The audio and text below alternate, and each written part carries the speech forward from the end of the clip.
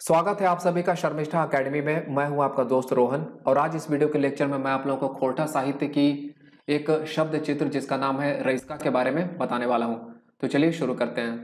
तो यहाँ पर जो शब्द चित्र या रेखा चित्र है इसका नाम है रईस्का और इसकी रचना की गई है डॉक्टर BN ओहदार सर के द्वारा। रईस्का चारी हजूरी गाँव का निवासी था।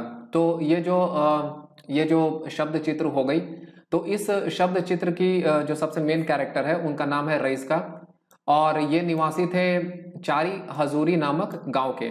इनका जन्म भादो अष्टमी को हुआ था और जो रईस्का हो गए इनका जन्म हुआ था भादो अष्टमी को। भादो यहाँ पर महीना हो गई, हिंदी माह में भादो बोलते हैं। जन्म के समय से ही इनके ललाट पर ढोल और मांदर के चिन्ह बने हुए थे। तो जब रईस्का का जन्म हुआ था तो इनके जन्म के समय से ही इनका जो ललाट था उस ललाट पर ढोल और मांदर के चिन्ह बने हुए थे। रईस्का को नृत्य करना बहुत पसंद था। रईस्का एक ऐसे व्यक्ति थे जिनका नृत्य के प्रति बहुत ज्यादा रुझान था। नृत्य करना उन्हें काफी अच्छा लगता था। वह जहां कहीं भी जाते वहां समा बांध देते थे और इनकी पहचान ऐसी थी कि वो जहां कहीं पे भी लोगों के बीच में जाते थे तो वहां एक बहुत ही अच्छा माहौल बना देते थे, एक समा को बांध देते थे। उसकी कद काठी और रूप रंग भी बहुत आकर्षित करने वाली थी। इसके अलावा जो रईस्का की जो एक्सटर्नल फीचर्स हो गई, जैसे कि उनकी कद हो गई, काठी हो गई, रूप रंग, ये सारी जितनी सारी चीजें थी ये बहुत लोगों को उनके प्रति आकर्षित करती थी। ये सारे फीचर्स उनके काफी अच्छे थे। वह लोगों के बीच में बहुत ही लोकप्रिय थे। रईस्का जो थे वो लोगों के बीच में बहुत ही ज्यादा पॉपुलर थे। लोग उन्हें पसंद करते थे, उनकी काफी अच्छी लोकप्रियता थी। रईस्का को हर बार झूमर खेलने के लिए एक नदी को पार करके जाना पड़ता था।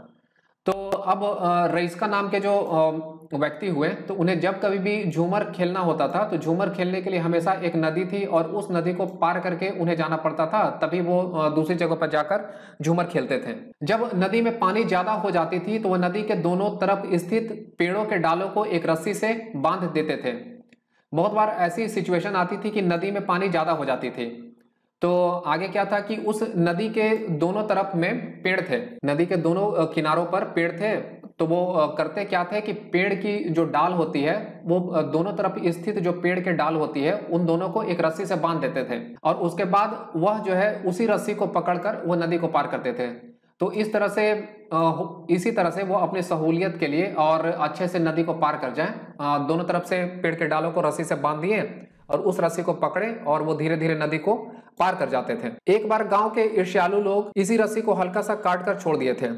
तो गांव में कुछ लोग ऐसे भी थे जो कि रईस्का से ईर्ष्या करते थे, उससे जलन की भावना को रखते थे। तो उन्होंने किया क्या था कि यह रस्सी जिसे पकड़कर रईस्का जो है नदी को पार किया करते थे, उन्होंने इस रस्सी को हल्का सा काट दिया और हल्का सा काट कर इसे छोड़ दिया। जब रईस्का इसे पकड़कर नदी के बीच में पहुंची तो रस्सी टूट गई। तो उसके बाद क्या होता है कि रईस्का को इस बात की जानकारी नहीं थी कि रस्सी जो है वो हल्की सी काट कर छोड़ दी गई है।